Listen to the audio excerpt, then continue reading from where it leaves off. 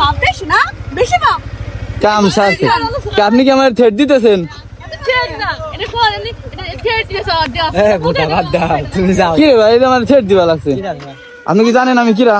প্রত্যেকটা স্কুলে কিছু ছোট ভাই বিরাদার থাকে যারা বাইক নিয়ে আসে আইসে মেয়েদের সামনে টাং টাং করে আবার বাড়ি চলে যায়, কিন্তু পরে না একটু। আমার মনে হয় স্কুলে যদি কোনো মেয়ে মানুষ না থাকতো তাইলে মনে হয় এরা বছরে একবার স্কুলে আসতো না বা স্কুলেই পড়তো না। দেখেন এরা কি বলে, এদের মুখ থেকেই শোনেন। আমি আজকে গার্লফ্রেন্ডের দরকার নাই, কালকে তোমরা এই স্কুলে আসো কাগজ জন্য।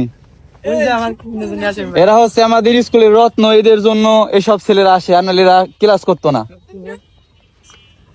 তোমার ভিডিওর কপাল না ঢাবাই দিবানি। এরা হচ্ছে আমাদের স্কুলের রত্ন, এরা যদি না আসতো তাহলে আমাদের আরো গণ্যমান্য অনেক ছাত্র আছে, এরা আসতো না। তা ভালো থাকেন, ঠিক আছে। আর আপনারা ভাইরাল ফেসবুকে ঢুকেন, ভাইরাল। হ্যাঁ,